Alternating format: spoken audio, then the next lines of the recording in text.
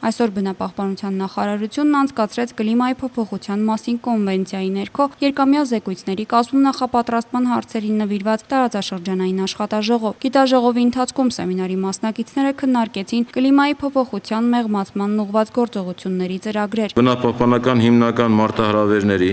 եւ ծառացած սպառնալիքների լուծման հիմնական ուղին համագործակցության եւ մոլորակի ապագա սերնդի նկատմամբ պատասխանատվության զգացումն է,